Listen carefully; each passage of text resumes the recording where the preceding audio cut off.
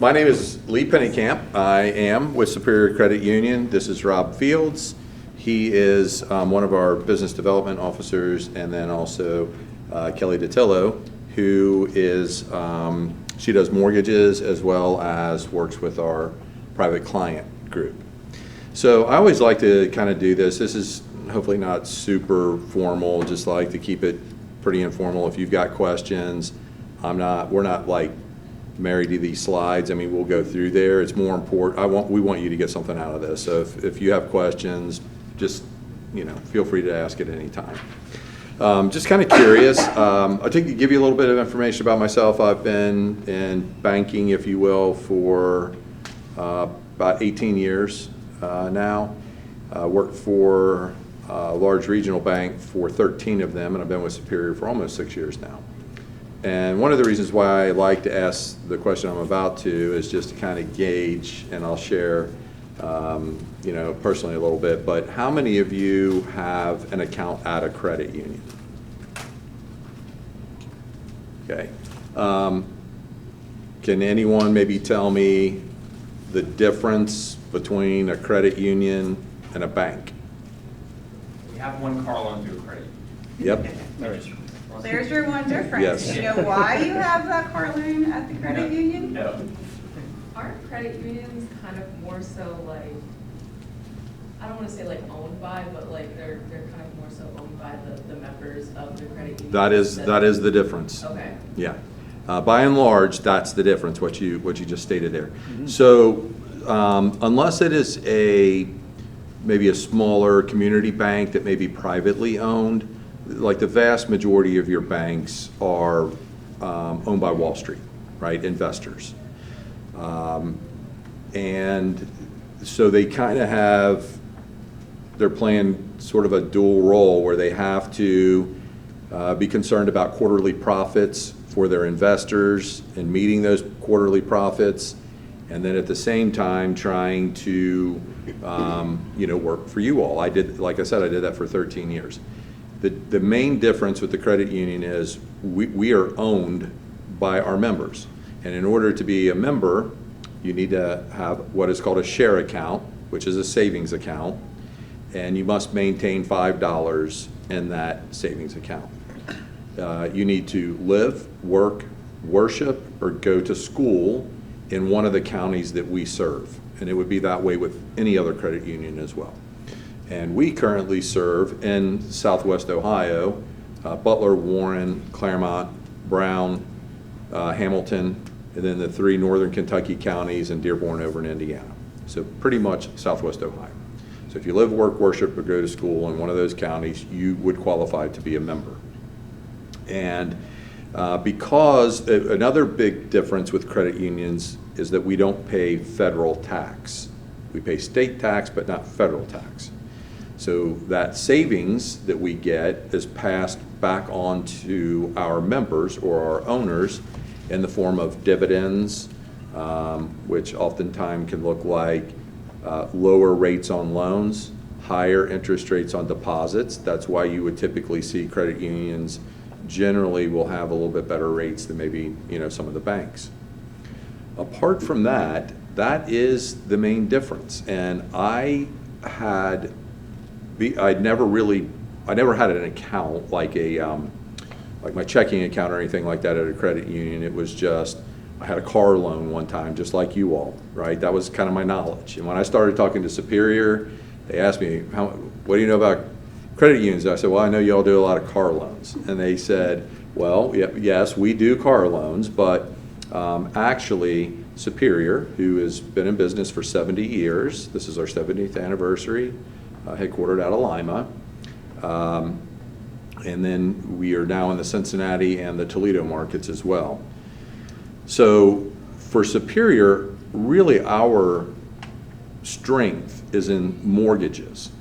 We do car loans, but we specialize in that all the way to the point where we have a wholly owned subsidiary. It's called Superior Financial Services.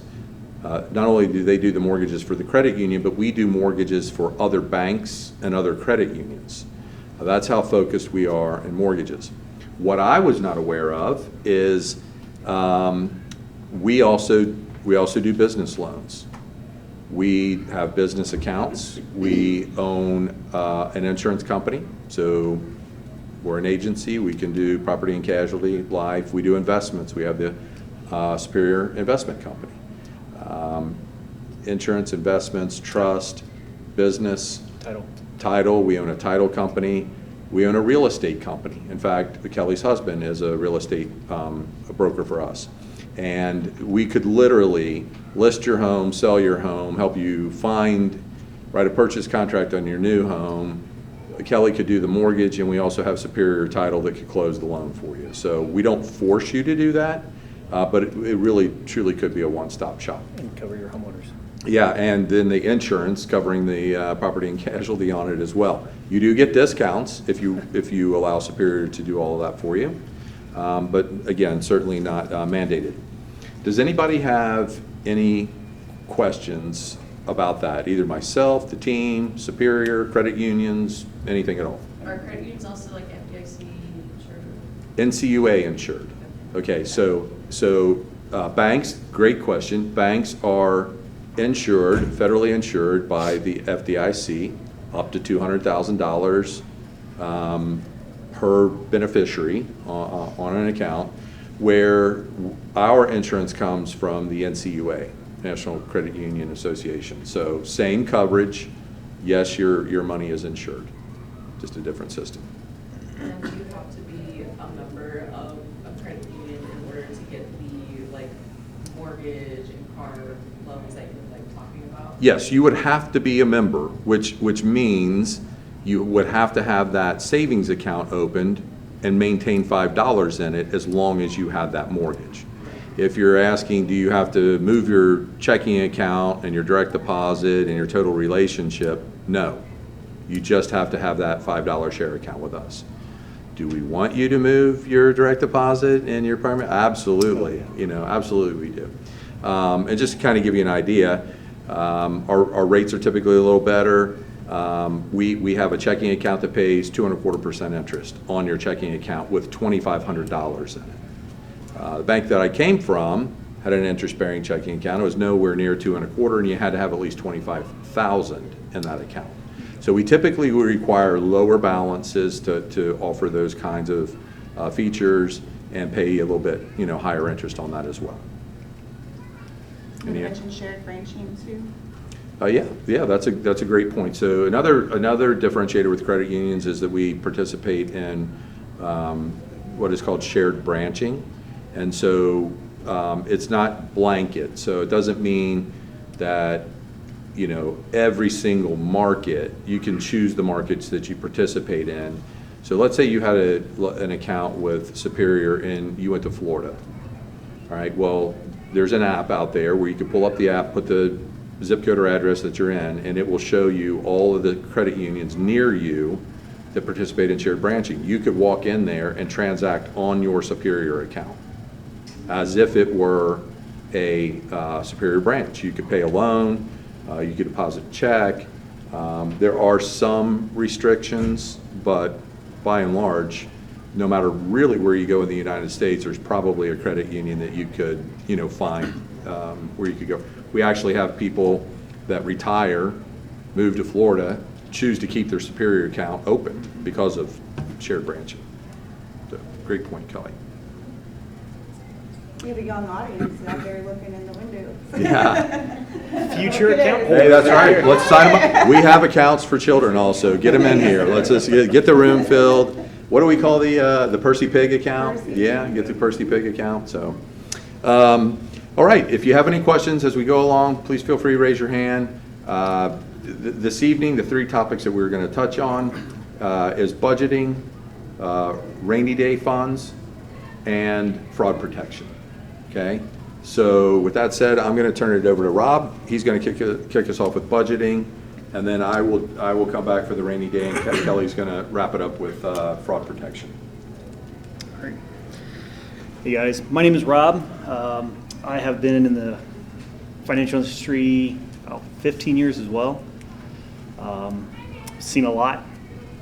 Love it, because not everybody has the same situation, right?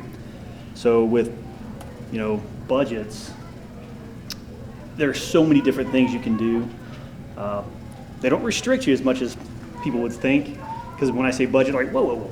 I don't need you to tell me what to do with my money. That's not what a budget really is.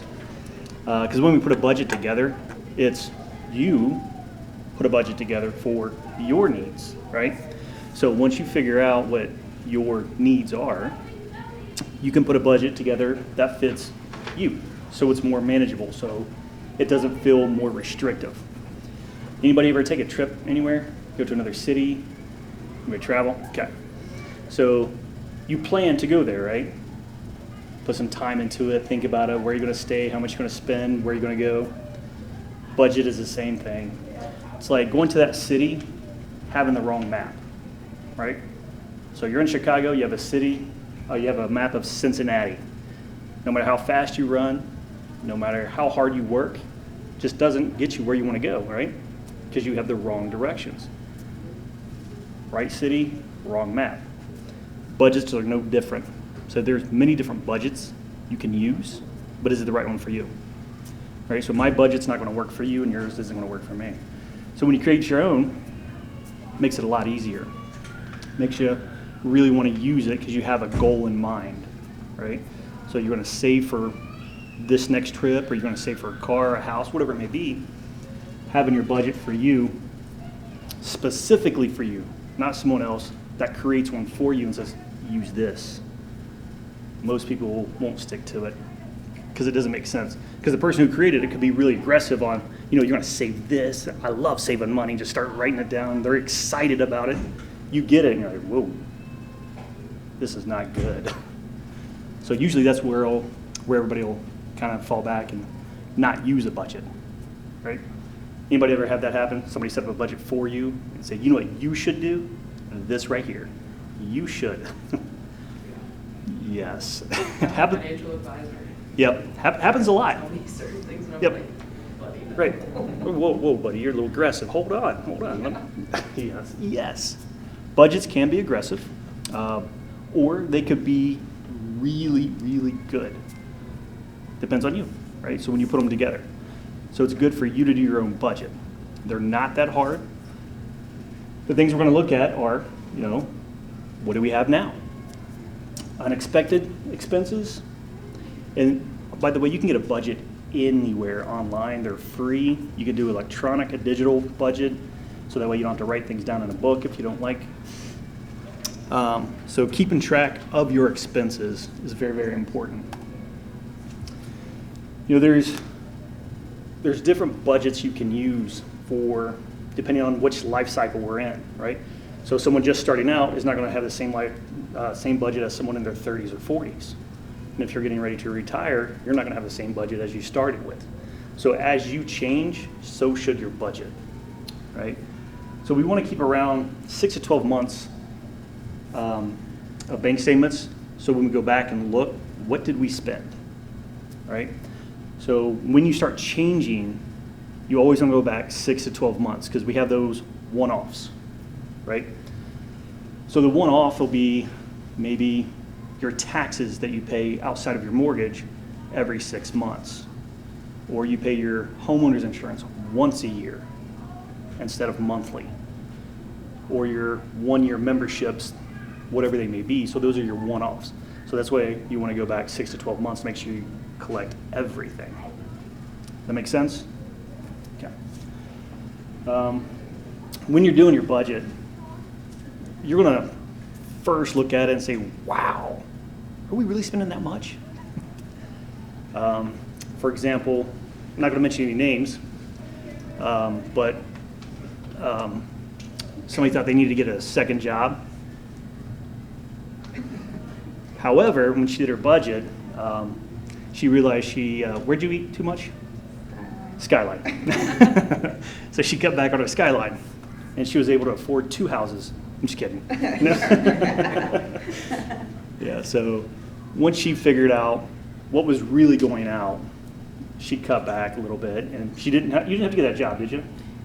And I was a single mom at that time, Yeah. so it was really a lot of pressure, and I realized how much I was eating out for lunch and convenience, and then Yeah. I was able to stop doing that and didn't have to get that second job. Yeah, so we'll get into the habit of, it's only $5. It's not that much, right? But when you consistently do that, because the next day, it's only $5. It's only whatever. And then when you go back and look at the whole year, you're like, I spent what? On where and why? So once we do that, you start tightening up a little bit. But if you don't have a budget, we start to loosen back up because we forget, because we don't have anything, we don't have our map, right? So having that in place and just consistently looking at it once a month, twice a month. In the beginning, you're gonna look at it probably every week. But as you get it tightened up and get in your rhythm, you'll probably look at it maybe once a month. And then it'll be like on autopilot. It'll be just like anything else we do. So what we're going to look at is, what do we need, right? So what is a need? What is a want? So is pizza a want or a need? You know, saying, well, I want to have it, but we don't need it. Yeah, so I need that right now because I'm hungry, because we didn't plan. Kids are running around, or my meeting's over here, I'm going out and just forget whatever it may be. And then we get a pizza. It's like, well, I'll go to Little Caesars because it's cheapest, or whatever it may be. So those can cut into your budget, right? Can make you go a little crazy. So if we give every dollar a name, like this dollar is for the mortgage, this dollar is for whatever, as soon as it comes in, we know where it's going. And then, like I said, as we get into different seasons of our lives, do we still need the big house? Did you have kids and they grew up and they moved out? Now it's just down to you. Do you need the big house? You like it, it's comfy, but is it too much to keep? So when we get to that retirement, how much money are we going to make? That's when we go back and redo the budget again, right? Can we keep it? Do we want to? And we go back and do our wants and needs again.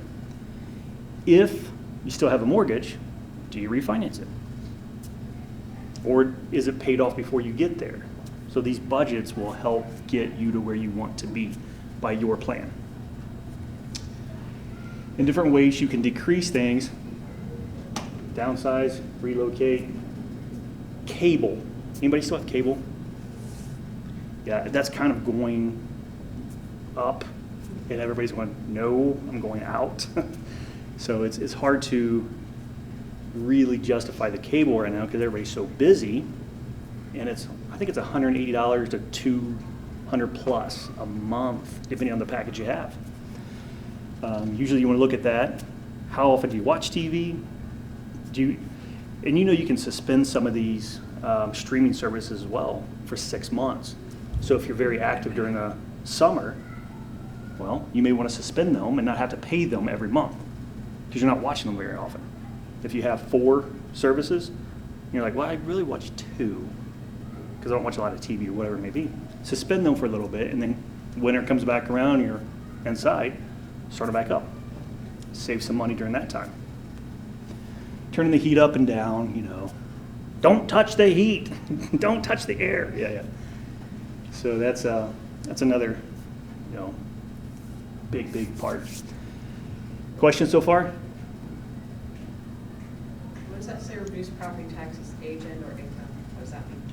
By your age. So it is homestead. Yeah, the homestead tax. So how do you change it? How do you Your change age. Yeah. Well, you get older. It's either that and or disability. So, and or. So, yeah, In that's. Indiana, it's automatic. Yeah. Ohio, though, you have to have. You have to a apply certain for it, yeah. Income and a certain age. Yeah. Property tax, you know. Does always go up. Yeah. Which is good and bad, right? I want it to go up. I want my value to go up, but I want my taxes to go up. This is a similar budget. I mean, it's, you again, find something that's comfortable for you, something that's yours. You create it. And if there's any help that you need, questions, definitely, we are here to help. Did I do that? So if there's anything that comes up, you're like, how do we figure this part? What should I do with this? We want to help you with that.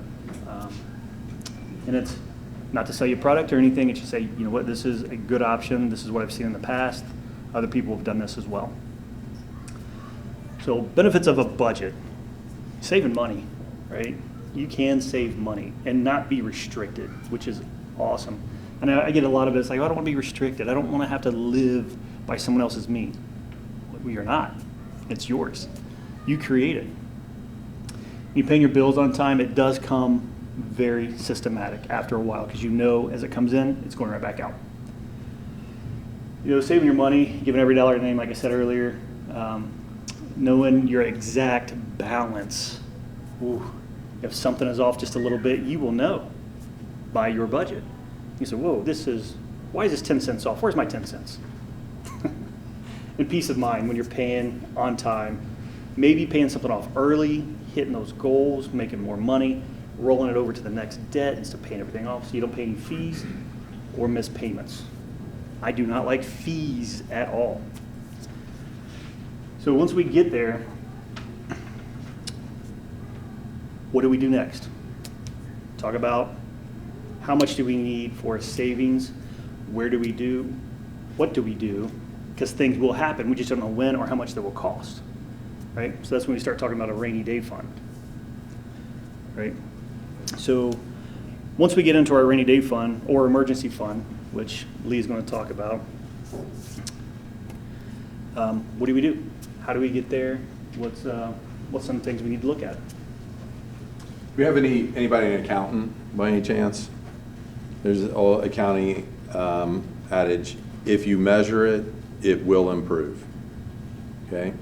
So sometimes we can have a little bit of fear of measuring, stepping on the scale. Better I don't know, just not pay attention to it. Or my money, I'm not sure I really want to know. Or going to the doctor for a checkup. But once we start setting that baseline and measuring it, we really then can start to make improvements. And really the goal of budgeting is to help you hit your goals, have defined goals that you want to accomplish, and then work that budget to make sure you give yourself a better chance of hitting those goals.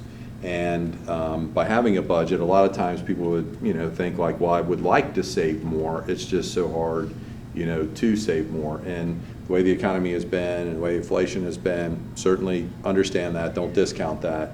But oftentimes when we can really start tracking and seeing where our money is going and making those adjustments, the next thing we find is, you know what, we do have a little bit more money that we could set aside and save.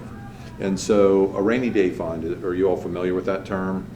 You're familiar with the term for sure. Everybody's familiar with that, right? Okay, so a rainy day fund is really for those inconveniences that just seem like they always pop up and at the worst time, right? It happens. It's not if there's going to be a rainy day, it just becomes when.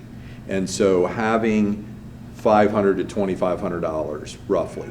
Now, depending on your situation, that might, maybe you need to adjust that a little bit.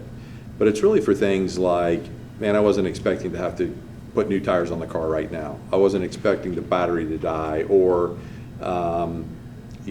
another thing maybe with the home, a plumbing issue, or something like that, where all of a sudden, here it is, and how did people typically handle that? Those unexpected events, and you don't have this rainy day set up, what are people doing? Credit card, right? What's the average credit card interest rate right now? 20-something. Yeah. 20-something Yep. percent. Yep. Let's just call it 20. You're going to pay two. So that means your dollar is worth 80 cents, right? You're devaluing your dollar and your purchasing power by using a credit card. So if you use your own cash for those incidentals, $1 buys $1 worth of, service or materials, where credit card, you're only getting 80 cents worth. So having a rainy day fund saves you money. right? Because you're using your own money.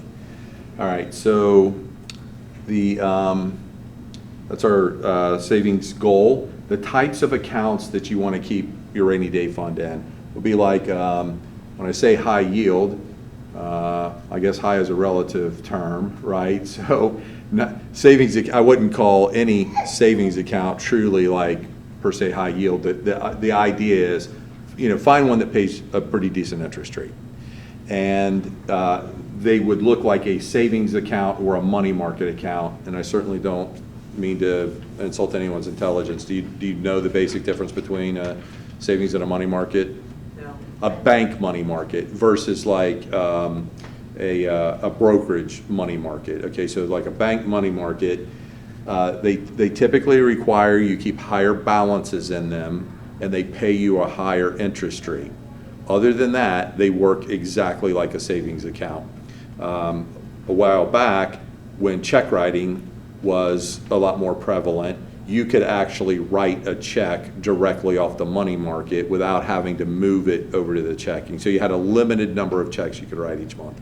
But as online, the proliferation of online, that feature's kind of gone away. So what we're left with now is you got to keep a higher balance and get a higher interest rate.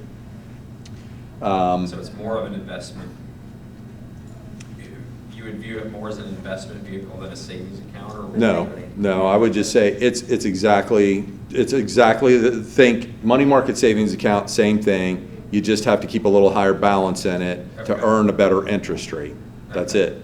Is it usually like a lot more though? Like I've seen money markets that start at like 15 grand. Correct. And it's like the average person just does not. The bank that I came from, $25,000 for the money market, and now they had a couple different levels. I think one maybe was $5,000, and then to get the best interest rate was like $25,000. So to get the best interest rate on our money market accounts, $2,500. Okay, $2,500, not $18,000. That once again. $100,000 is best. Okay, sorry. Yeah, you're right. But to get a good interest rate on a money market is $2,500, and the more you keep in there, you can earn a little bit, better interest. And today our money market rate is 2%. Well, it's 1. right. The Fed's lowered rates again today, so they will be lowering it. But today is 2%, not 0.02, which is like what a lot of the institutions pay, and the balance is $2,500. Okay. Now the other goal of this is the ease of access. You want to be able to get to your money immediately. You have this event, you go to the bank, you go to the ATM, ITM counter, you withdraw the money, you walk away. You're not paying a penalty to get to your money. You don't have to break anything. You just withdraw the money. I'll explain that a little bit when I get to the next slide. The main purpose of this is not growth. Okay, investments, you're trying to grow your money. So you're taking more risk with it, and you're trying to grow it. The main goal here is not to grow it. It is to keep it in a safe, secure location that you can get to quickly. This talks about an emergency fund. Any ideas, difference between an emergency fund and a rainy day fund? Bigger. Yes. It's not raining, it's pouring, and it has been for days. Okay, that's an emergency, and it would look like things like an unexpected job loss, disability, and some folks think, well, I have disability. 6 to 8 weeks before you get check number 1. Okay, what do you do for those 6 to 8 weeks? Well, you need to have a little bit bigger fund that you can access, so you're not maxing credit cards. And we see that a lot. People, they're not bad people. They're not out there doing bad things. Unexpected life happens to them. They weren't prepared. They go to the credit cards. Now you max your credit card. What happens to your credit score when you max a credit card? What happens to the interest rate that you pay us when your credit score goes down? Right? So this really is a strategy to help protect you, and, which I'll get to on my slide, peace of mind by having it. Okay, so Your savings goal here increases. Now we're looking at more like 3 to 6 months of your living expenses. The closer you get to retirement, probably needs to look a little bit more like 12 months because your earning potential is about to significantly decrease. You're going to move more to a fixed income. So for sure, 3 to 6 months. Nothing is etched in stone. That's a rule of thumb or a guideline. Where would you want to keep your emergency fund? Same type of accounts, like a savings or a money market. Get the best interest you can, but growth isn't the primary goal. You're just keeping more money in it. Do you need to have 2 absolutely separate accounts? No, you don't. You don't have to have one. You can, but you don't have to have one you call a rainy day and one you call an emergency fund. It could be combined funds. I'm just trying to break them out for you so you kind of have an idea of what you're shooting for. So maybe first I'm trying to build that emergency fund, and now I'm going to keep going and try to grow it to something a little bit bigger. You could potentially use like a certificate of deposit or a CD. That's going to get you a little bit better interest rate.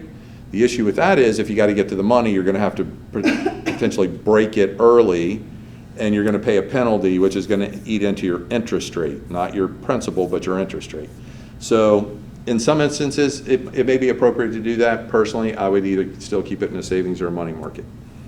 The benefits, it reduces stress. And I don't know if you caught the title of this when we came in, but it was the Stress Less Financial Workshop. So a lot of what we're trying to address this evening is how we can help you lower some stress in your life. And you don't have to feel like you got to get there tomorrow. Okay, just start taking some of those steps, maybe with a budget, identifying some dollars that could be set aside, have a game plan, and the more you gain control of your finances, the greater amount of peace, less anxiety that you would have. So, and it's putting you back in control. Can anyone maybe think of or suggest, all right, look, it's going to take me a little while to get 3 to 6 months of my living expenses set aside while I'm paying my living expenses, right? So it takes a little bit of time to get there. And we don't get to pick and choose when the rainy days come or when the emergencies come.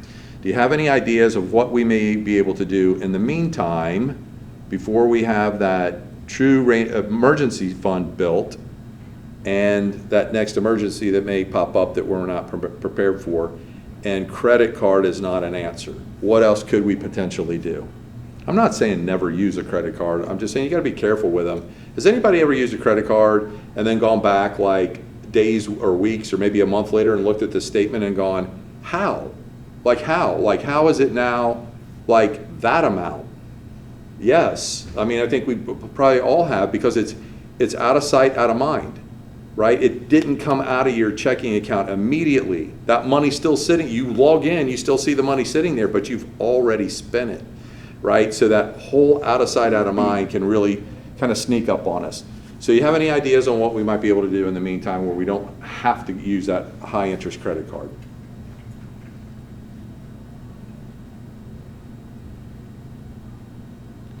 Right? Are you familiar with a home equity loan? How they work? I've heard of it. Okay?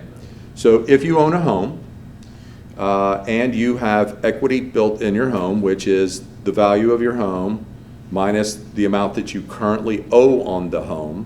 So let's say you have a home that values at $200,000 and you owe $100,000 today. You have $100,000 of equity built up in your home, right? The difference between what you owe on it and the value of the home. The problem is it's all tied up in the home. How do I get that money that I could use right now during this emergency? That's what a home equity loan would do. So you would have, it works kind of like a credit card. There's different types, and I'm not going to get into all of them today, but you could have a home equity loan where that money is available to you, like instantly available to you to use if you need to get to it. And if you don't need to get to it, then don't touch it. In that way, it works like a credit card. The difference is the interest rates on those are significantly lower. We agreed, let's say call 20% on a credit card. Variable rate home equity loan today is 7.5% versus 20, which one's better? 7.5, pretty easy deal, right? So, That's 6.25. yeah, there's different products, and, you know, working with, you know, one of us, one of the advisors, can help point you in the right direction. I just want you to be aware of that's a potential, that's another source of peace of mind. I don't have a need for a home equity loan. I don't have any home improvements planned right now. I don't have an that's why you want to put something in place today. If you own a home and have the ability to do it, you want to put it in place before you need to get to it. Is that the same thing as a HELOC? Yes, home equity line of credit. That's what HELOC stands for. So can you set it up and get it set up and not even Touch it? be using any of it Correct, yet? correct. That's a variable rate home equity loan, okay? Which, though a variable rate home equity loan works like a credit card. The rates can go up and down, so the feds cut rates, so you're gonna see our rates on our home equity loans are gonna come down now. Feds raise interest rates, and that the interest rate on your home equity will rise accordingly. There's also fixed rate home equity loans. And typically the way that works is you are borrowing a specific amount. Those work like a car loan. You borrow a specific amount of money. I need $10,000. We're going to hand you $10,000, and now you start paying it back on a schedule like a car loan. Interest and principal every month for 5 years until it's paid off, right? Versus the HELOC that was just addressed, where it's variable, and if you don't use it or draw on it, you're not paying any interest each month. You only pay on the interest on the money that you pull on it. And then how does that, I mean, the credit card, you can just pay point of service at a lot of places. How does the HELOC, how do you get money out of that? Yeah, you can transfer it from, like, if you log on to our Alliance system, you'll see your loan, and it'll say like transfer money. Pick your home equity loan, transfer it to your checking account. Now use your debit card as you typically would, or go to the bank and pull the cash out if it's too big of a purchase. You can get a card for your home equity loan. I would limit the card personally. I have a home equity loan. I can do exactly what I am describing today. I have this in place personally. I do not have a card. I would just move the money as I needed it, just what I needed it, and then just spend it how I would any other. Is your HELOC associated with your current mortgage, I mean, or is it? Does it have to be at the same place? Separate entity, all that? Correct. It is totally separate. So you're essentially, it becomes a second mortgage. It is a second mortgage. Okay. Does the credit union offer a HELOC as an option for a mortgage, first mortgage? We do. We have HELOCs in first mortgage place. Europe, I mean, they're all about the HELOCs. Absolutely. It shouldn't take you 30 years to pay off a home. Right. So the HELOC is very popular overseas. And, Yes. And not everybody here in the U.S. offers that as an option. Cheaper Yep. closing costs too. What's Yeah, that? cheaper closing costs. Yes, yes. Yeah. So great question. You do not have to have your home equity loan at the financial institution where your mortgage is at. You may have, your mortgage could be at Wells Fargo. You could leave that Wells Fargo mortgage in place, and we could provide you with the home equity loan. We could also look at, wow, your mortgage at Wells Fargo, you're paying 8.25% interest, and we are at 6.875 today. So Kelly may recommend, hey, we could refinance the mortgage, lower your interest rate, lower your monthly payments, and put it, so we can do a combination of things. The main point I'm making, you do not have to have them at the same financial institution. You can, but you don't have to. So if you take out. No, you're good. And you just leave it there, you're still paying like 7% interest over 10 years or whatever? Or only what you use? Only what you use. So let's say you put a $50,000 line of credit in place, a variable line of credit. You do a HELOC on your home. You have $50,000 available to you. and you have a zero balance, you've not pulled any of that money, you're not paying us interest on that $50,000. So you have a 50 in place, you pull 20 on it, you're going to pay whatever that day's interest rate is. Those rates don't change daily, they change when the Federal Reserve moves rates. You'll pay whatever that rate is at that time on the 20,000. And there's no penalties for paying it off. You might need a chunk of change, but you're waiting on a bonus that you know that you're going to get at the end of the year, but you got this dental procedure that has to be done now. You could use the home equity loan, pull $10,000 off of it. At the end of the year, you get your bonus, turn right around, plunk $10,000 back on the loan and take it to 0%. Now you're back to paying no interest rate each month. So is it the Fed mortgage interest rate, or is it It's prime interest rate. prime? Okay. Yeah. So mortgages, they use different indexes, but I mean, for a long time, they've been fairly closely tied with the 10-year Treasury. So you're like, tomorrow, folks will go, well, the Fed's lowered the interest rate by 1/4%. Why did the mortgage rates go up? Because it's not tied to prime. Or my Okay? phone is going to ring off the hook, like, hey, I saw prime went down, Yeah. therefore my mortgage rate should be going It's down. going to go down. They're not tied, they're different indexes. They're not tied to the same. So like consumer loans are tied to like what the feds do. When they meet monthly and decide whether they're going to raise rates or lower rate, that's going to affect your car rates. It's going to affect the rates that we pay you on your savings account. It's going to affect your home equity loans. It's not going to directly impact your mortgage rate. So with the HELOC, is it similar to a credit card where you don't want to max it out? Like- No, great question. Well, yes and no. So like when you max out a credit card, it's hurting your credit score, okay? I hope you don't ever have to max any of your out for different reasons, but does maxing out a home equity loan hurt your credit score? No, it's already been baked into your credit score. Because if we approve you for a $50,000 home equity loan, we know that it could be maxed out. So do the bureaus know that it could be maxed out. So it's already like baked into your score at that point. So no, you would not get penalized for And that. it's a lower interest rate, so it's more payable. Much lower. Right, so The only thing that you gotta look at is your annual fee as well on a home equity loan. They will rate, we charge $25 every year. Other places will charge 60 up. Is that just to have it? Is Yep. 25 years? Correct. So if you never used it, to Rob's point, there is some cost in putting it in place, because we may or may not have to do an appraisal on a home, just like if you were buying a home. So there could be a cost of, an appraisal cost. Closing costs are much lower on a home equity loan than they would be on a mortgage. But there is some cost in putting a home equity loan in place. Rob, on average, we're probably charging, what? $300-400.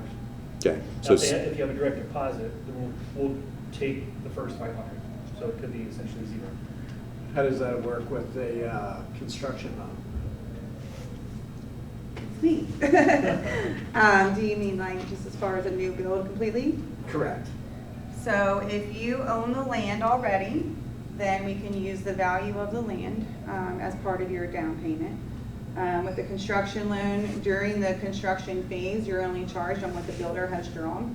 So if month 1, the builder has not asked for anything, your bill is 0. And that's also billed like a credit card would be. And then month 2, if the builder asks for $100,000, it's interest only on $100,000. Is there an allowance for the homeowner to be the GC on the project? Case by case. Reason being, you're not going to file a mechanics lien against yourself. So we kind of look out, but we do actually look out for our, I get tons of referrals from builders, but I assure that new member, I'm looking out for them. So even though I know the builders very well, we work well together, every single time a new builder comes on, we have an application process. We make sure that they're legit, that they're not going to just take the borrower's money and go off to Hawaii or anything. So we do updates throughout. I'll send the appraiser back out there to make sure the work has been done, as well as a title update. And then, if the builder's saying, I need 80% of the funds and they've done 2% of the work, we're gonna have a little bit of. Is that a 9-month draw? It's up to the builder. So we typically try to stay under 12, but I have one right now. Well, I won't talk about that one, but I have a contract that's 18 months because it's like an $8 million build. So that one's going to take a little while. But typically 12. And then the one builder I have, he's 4 months. I mean, he's pretty quick. But I would say 6 to 9 months is my average. Yep. And then we do a one-time close. Sorry, I didn't expect to talk mortgages, so now I'm like, this is my area. Yeah. One-time close, which is great, so then you don't have to, do another closing after the build is complete. And then we offer many different options once the build is done, where you can go into a typical conventional loan for a very low fee. You can refinance. Many people have a house to sell, so they add a big chunk onto that construction. But honestly, that is what I've been doing for the past year. It's mainly construction. And so just to kind of make a point, so Superior does lot loans. We do construction loans. We do bridge loans.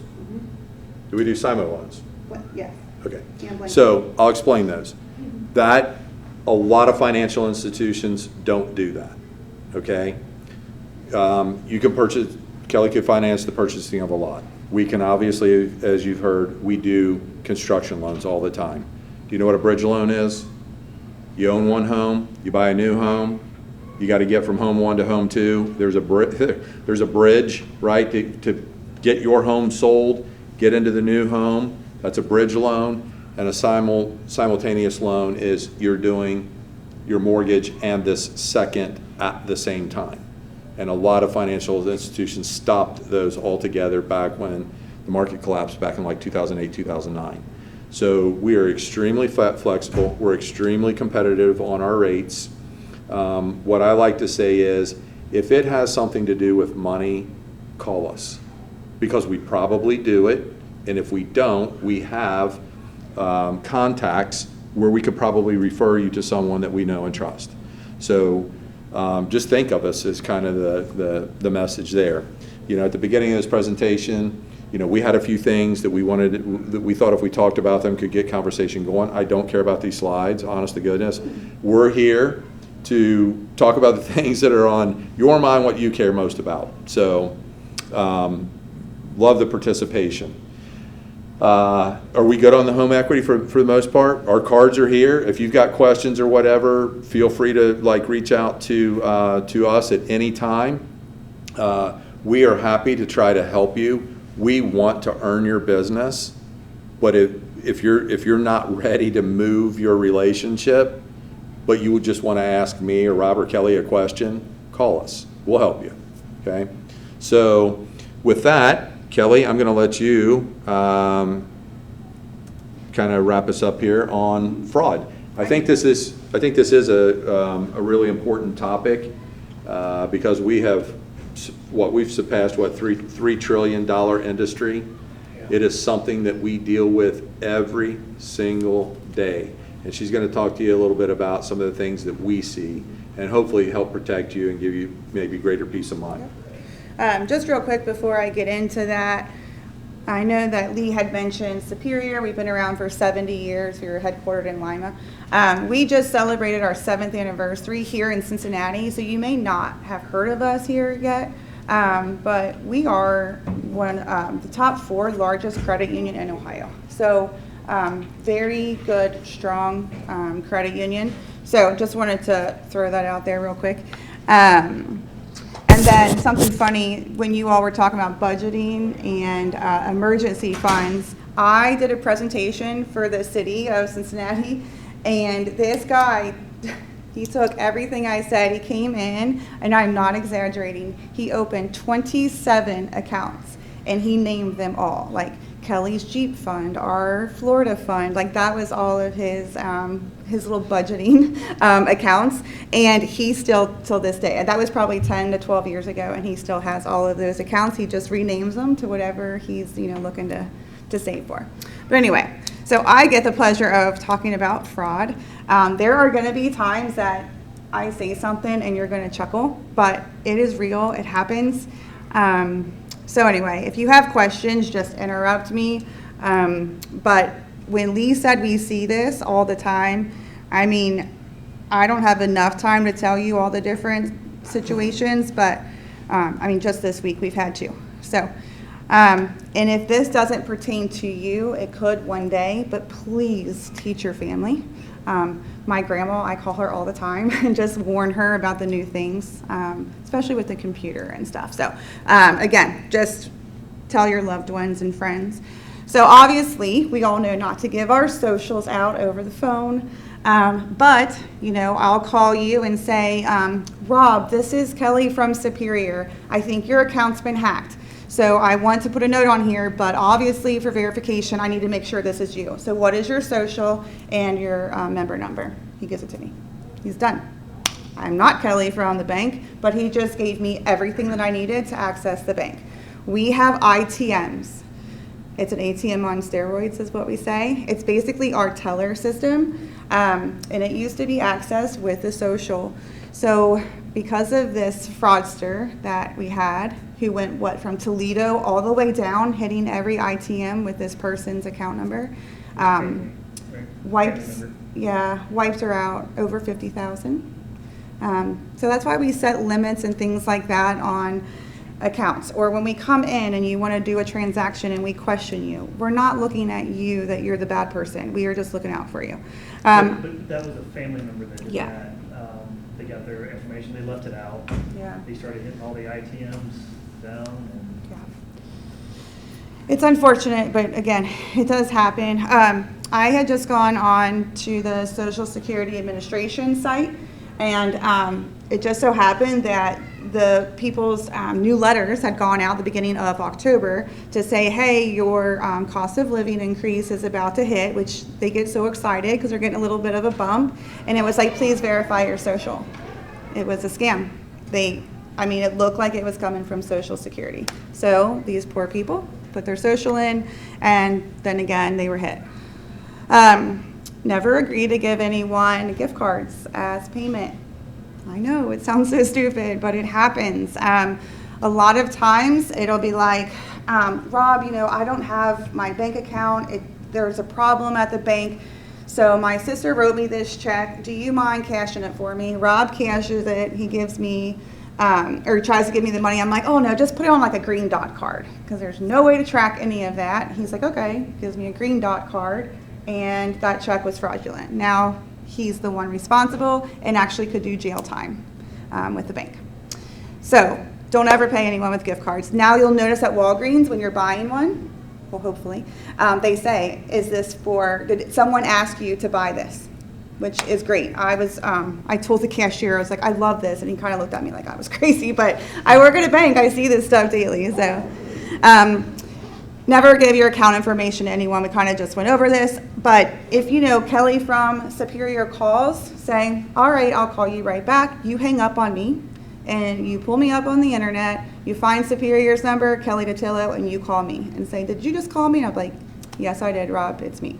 So that's a good way to just make sure you're talking to who you say you're talking, or to who they say you're talking to. Wire fraud is huge. Anything over $10,000 to buy a house, you have to wire it. But now you have to call the title company and make sure that all that information is legit. And then never verify any account information that you receive through a text message. Actually, it happened to my teller today. He had closed an account like over a year ago, but got a message, hey, can you verify your username and password? And I was like, well, that's a scam. And he's like, do you think I'm just going to delete it? I'm like, you should probably call that bank and just let them know. But scams are all over. Fraudsters, unfortunately, are getting smarter. So we have to keep putting all this stuff in place to stop them. So how to protect yourself, freeze your credit. There's no need to just let it be. If you do not need to purchase anything today, freeze it. Mine's frozen. mine's frozen. Yeah, you even freeze your debit card. That's right. Yeah, so, there's no need. If I'm going to purchase something, obviously I would know that I'm purchasing a car or a house, so I'll go ahead then and unfreeze it. Or I ask them, who do you use? They say TransUnion, then I only unlock TransUnion, and I put it right back on. Yeah, so mine actually is on my phone. It's free. Of You the c- three, they're all different. So I believe two of them, I have the app. You just pull the app up and it is so easy where you just tap on, off, and that's your take. Others, you have to go to the website, log in, put in your Yeah. username and password, take it off from the website, not an app. So all three of them are slightly different, but it is free. And when you do it, you can set like a time. You can either unlock it for that day, or you could, maybe you're shopping for a car or whatever, and you want it unfrozen for like a week. And then you don't have to do anything when that week's up, the freeze automatically goes back on. So it's just like fake purchases then? Like. To unfreeze it. Anything. Anything that would pull your credit, like a credit card. Just using, if you're using your credit card. Correct. Okay. Like, they can be frozen, yes. Any purchase. Yeah, you can Inquiry. you can use your Inquiry, card. yeah, sorry. It's not affecting your card. Just It's- opening a new line of credit? Yes. Correct. Okay. If you want to raise your card limit, or something like that. Yes. You would probably have to unfreeze it, so Okay. somebody could see that your credit score, Yeah. yes. The initial process, I believe, they're gonna put you through a little bit of a test just to make sure it is you. And then you just put like a code or, a password or whatever, but it's pretty simple. Member Protect, so we offer this service, and basically it would help you if you were ever a victim of identity theft. There's a number of items, and it even covers your cell phone if, First four. yeah, so like if you damage, like, thank gosh, mine's not out, but if it's damaged and your cell phone bill comes through this checking account, it will cover it. So Member Protect, I also have noticed when I'm getting the homeowner's insurance quotes for these mortgages that I see it on there, identity theft. So check, with your insurance company too. Title insurance, does anyone own a home here? Okay, so when how long ago did you purchase your home? 4 years. Okay. Oh, okay, that's a newbie. So, you were given the option for title insurance. The lender probably made you pay for the lender's title insurance, and then you had the option to purchase owners. So title insurance, basically, let's say at my house, I bought, and Robert Brown is the previous owner, he's the seller, and Robert J. Brown has 13 child support liens. And the last known address is now my new house. So I have these 13 liens on my home. It wasn't the same Robert J. Brown that owned it, but we have to clear that. So normally, when you buy a home, the title company does a search. Sometimes things could overlap, they could miss it. So the lender is protected because we force you to buy it. But you, if you did not buy it, you could have an issue either now, later, or in the future when you go to sell. It did happen just 2 weeks ago with someone, and we missed it. So she had to track it down and figure out and go through the state, and that's, a whole process. Usually you get a discount when you purchase the two at the same time, but if you don't have it, I recommend that you do, read up on it. And it protects you from title fraud, correct? Yes. If Yes. someone goes and changes the title from your name to their name, right? So, you're gonna have issues if that happens. And you'll see commercials from time to time about title fraud protection. Now that I've mentioned it, you'll probably catch Yeah. that next commercial. So what are the expenses that it's covering? Attorney fees. So basically just, like you need to get it cleared up and. Recording, because I've had so many where like, oh no, I paid that. Here's the release. Well, that's great, you have the release, but it was never recorded. So you have to pay for recording, but mainly the attorney fees. Okay. And what percent, Kelly, would you say of the mortgages that you've done, the homeowner has selected to purchase title insurance for themselves? Honestly, less than 25%. And here's why. I feel the agents, and my husband is one, so don't tell him that I told you this, but I feel that agents, when they're doing the contract, it is clearly right there. Owner chooses title insurance. And they'll just either check it or not check it. But then when you're doing the closing disclosure with the title company, they automatically add it because they want, to do the business, of course. The agent, the title company, nor I can really steer you, but I always hand information out. And you do have 30 days after you purchase to get that discount, but I think that, today hers was $700 she was putting down so much, her mortgage was like $40,000. I'm like, I don't care if you only owe $1. This is forever. Like, as long as you own this property, it protects you. So it's kind of like disability insurance, however you want it, like AD&D insurance. It just depends how you feel about it, but it's a huge expense. So I would definitely look into it. And like Lee mentioned with the commercials, I don't know enough I trust my title companies that I work with doing these closings. The people online that are just offering this stuff, I don't really know them enough. So if you're interested, I can give you, a whole name of title companies. Or look at your packet, your closing disclosure, whoever the settlement agent was, call them and ask. Or look at the CD, closing disclosure, and see if you actually purchased it. Another thing is to set up alerts. So I have alerts of when a larger withdrawal comes out of my account, because I want to make sure I know what that is. Duke keeps screwing me up because I wasn't expecting them, but thank goodness I get that alert. And then same with like any deposits or whatever, if a low balance, just to keep track of everything. Pay your bills online. There's been a definite increase in check washing. Does everyone know what check washing is? Literally, they take bleach or acetone and they clean the check that you were trying to pay your bill to Duke. Let's say it's The ink. the ink, the $500. Well, you guys probably don't write checks, do you? Rarely. Okay, so sometimes. So okay, here's an example. I had an elderly gentleman who wrote a check to American Express for like $3,000. He pays it off every month. American Express charged him a late fee. He's like, what are you talking about? It's right here. Check number 123 for $3,000. And they said, sir, we never got that check. He called us. We printed the copy. It's not made to American Express. It's made to Kelly DeTillo. They washed the ink off, kept his signature, kept the $3,000, and made it out to that person, which the person's name was, a fake name, whatever. But they are literally washing checks. They stole the post office box keys, which fit every box across America. Makes sense? So if you pay your bills through the mail, or if you're like me, who checks your mail maybe once every 10 days and you're just letting it sit there, that's just all, a chance that you could have fraudulent activity. So pay your bills online is what I suggest. Think about that check. It has your name, your address, your routing number, your account number, like pretty much everything. And your signature. And your signature, yes.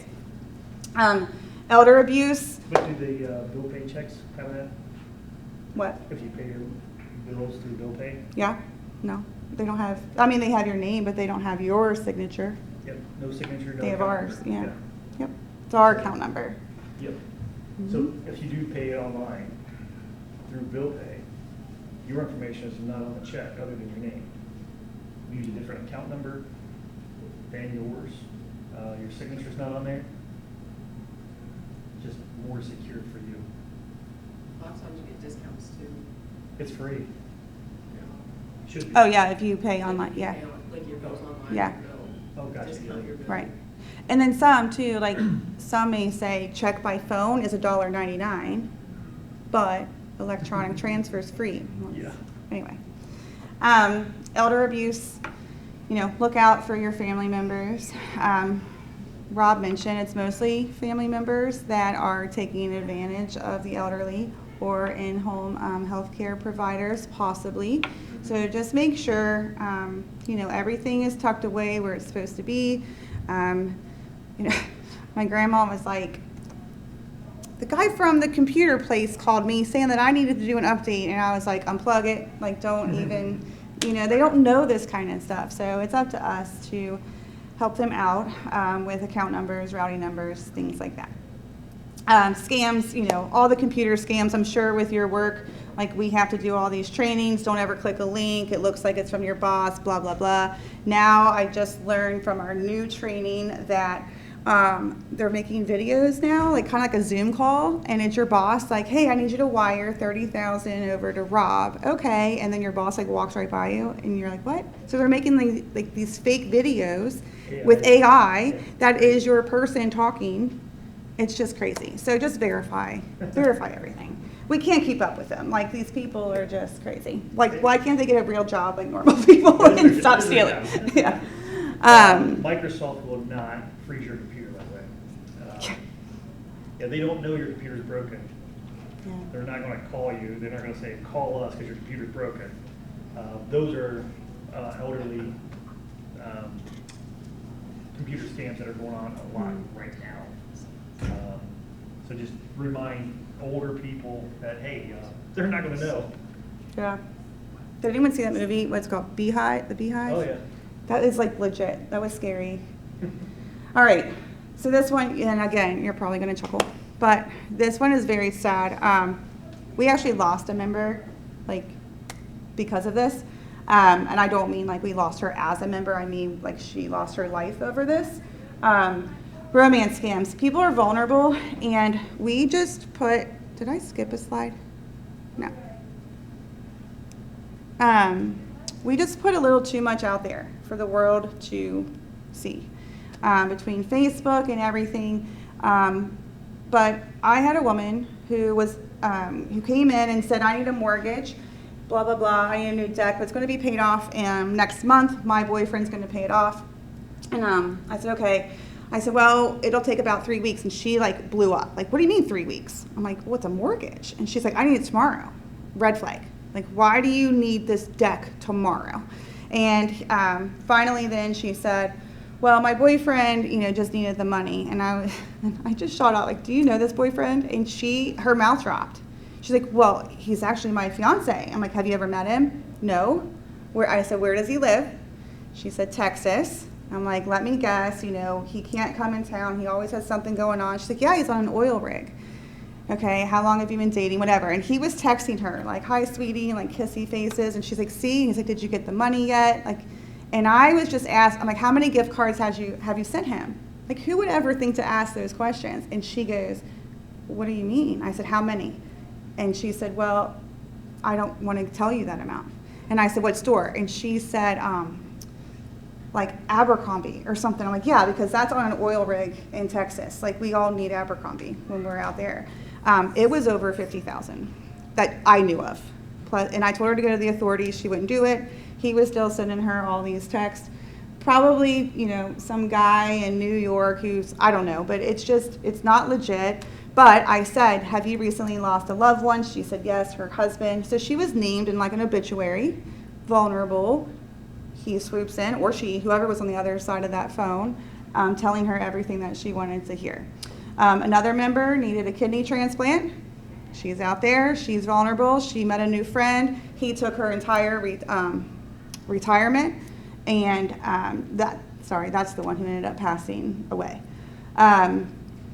So that's like the loss of your husband. But these are just some stupid things that they'll say. And when we're in that certain position, like, we just feel that it's, I'm in the military, I live far away, or my niece needs surgery, can you send me $10,000? I'll get it right back to you. You can trust me. Look, I'm on an oil rig worship. So another good one is where, hey, you had a fifth cousin who died in Nigeria and you're the next of kin and you get all of her estate. It's like, really? But people fall for this and they get a check. And then you have to send money for the taxes. And now they're wanted for however many thousands of dollars. So a lot of these scammers are using psychological warfare on everybody. Get very emotional and tap into the free information that everybody gives them, and they come back and they use it right against you. So the less information, like Kelly was saying, that we put out there on social media for everybody, to see, it will slow them down. but they make sure they get a lot of information on who we are before they even contact us. I mean, that's their job, and they're really good at it. Just like we're really good at our jobs. You know, we do our training, we do our thing. They do the same thing. They're just on the other end. One more quick example. Again, this happened. Somebody that actually works with us for over 30 years. He's been in the business. His father came into the bank, went up to the ITM, and tried to get $30,000 out. It of course blocked him. So the teller was like, "What are you doing today?" And he's like, "I need $30,000 for what?" "Going shopping." "Oh, okay." And that would not be like a red flag because we could see him going and buying a car or something. So she gave him the $30,000 and he walked out, and then later came back, and we found out that his grandson had called him and said, "Hey, Grandpa," and he goes, "Nick?" "Yeah, it's Nick." "You have a cold or something?" "Yeah, well, actually, I had an accident, and I have an attorney here who's talked to you." Attorney gets on. "I have Nick here. He was in a terrible accident. He actually killed someone from the accident. We're holding him. You know, if you want me to help him and let him out, pay us $30,000. So he runs to the bank. He grabs it. So the guy calls him back. "Did you get the money?" "I did." "All right, we'll meet you. What's your address?" And he didn't give it to him. He hung up the phone and he called Nick. "What's up, Papa?" "Nick, are you okay?" "Yeah, why? What's going on?" "I just got a call from you. And on this phone, this guy is cussing him out, threatening his life. Give me your address now. I'm going to kill you, your whole family, blah, blah, blah." So it happens, and this, you know, it was somebody who's in the financial world, but the dad had no idea that this kind of stuff was going on. I found out that people are looking at registries, you know, for a wedding. The husband is on the bachelor party and he's in jail. He was pulled over with drugs. You got to send $50,000, whatever. And people are doing it. So again, just to sum it up, you know, if the bank's asking you questions, it's not because we think you're the bad person. We're just trying to look out for you and just be honest with us. And we're there, you know, to protect you. So again, fraud's on the rise. The elder abuse, just in 5 months, 1.6 billion, which was an increase of 300 million from the year prior. The romance scams, 650 million. Isn't that sick? Yeah. It's a big business. Yeah, and then look, just in a couple of years, it's going to be up to $40 billion. So, When you really look at those numbers, you hear the stories, but when you really see those Sorry. numbers, it's like, really? yeah, they actually, we created an entire department because it's getting ridiculous. Jess is like, she should be a detective, I think. Oh, But okay. she was just like keeping track, and she's like, this person wants to change their username, but I checked their IP address and they're in Chicago. And so she's like got it all down. But we actually had to put her as a full-time fraud person. They have a whole, like the government has created this. You know, the cops and the FBI, they can't keep up with it anymore. So, and but again, you know, just try. We want to reduce your financial stress, as all of the other slides have said. So, you know, people have lost savings, investments, their homes. We just want you to know what to look for and help your family members to know. I mean, seriously, just have a chat about it and just follow its best practices. I don't know. I can't say enough. I know, again, it sounds so stupid, but it's definitely legit. And then we are here for your financial wellness, all in one place. We've already mentioned a number of these accounts. This is Rob's number, so it's on your packet there. But also with the baby, we have the cutest baby contest going on, so you can get on Facebook and get a little onesie. So onesie. Yep, you can win some money there. Direct deposit though, safer, easier, quicker, cheaper. Start his first account with the money. Yep, there you go. So do you guys have any questions about fraud or anything in general at all? No? Did you learn something? Yeah, Yeah, for sure. Awesome. good. Yeah. Thank you so much Yes. for your time this evening. And as we mentioned, moving forward, you get home, you think about something, or even maybe down the road a little bit.